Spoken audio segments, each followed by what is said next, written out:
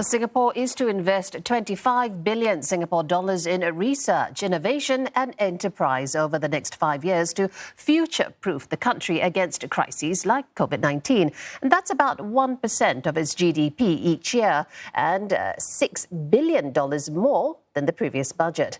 The research roadmap, dubbed RIE 2025, covers new areas like maximising human potential.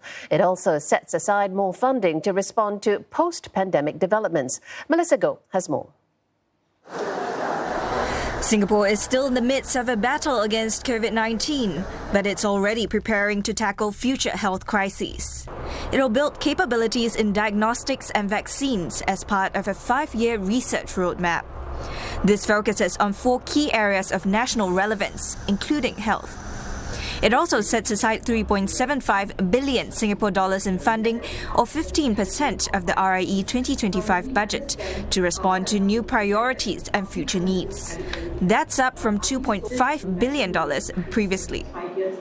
We are setting aside a significant amount of white space so that we can continue to be nimble, to be agile in responding to change. I mean, if there's one major lesson from COVID, is that we must always be prepared for change. Mr. Heng says white space funding could go towards developing manpower-lean solutions as the population ages, for one. Efforts to promote healthy longevity will also be a part of health research, which is being expanded to look into maximising human potential. This includes enhancing prenatal and early childhood development and improving learning outcomes. But findings need to be translated into useful programs and drive interdisciplinary research. One concrete step that we are taking for a start is to set up a new Science of Learning in Education Centre at NIE. This new centre will bring together multidisciplinary teams to integrate research across different fields in child development, curriculum and instruction, learning sciences and sports science. Shifts in other research areas include a greater focus on sustainability, such as by developing capabilities in decarbonisation.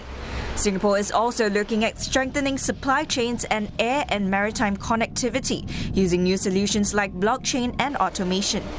Smart nation efforts will also be accelerated. As science and technology become more pervasive, we must refresh our domains to better drive economic growth post-COVID-19 and address the broader spectrum of national needs. More broadly, Singapore is maintaining its support for basic research, which takes up about a third of the budget. It will also develop a pipeline of researchers, rolling out 4,700 postgraduate scholarships over the next 5 years.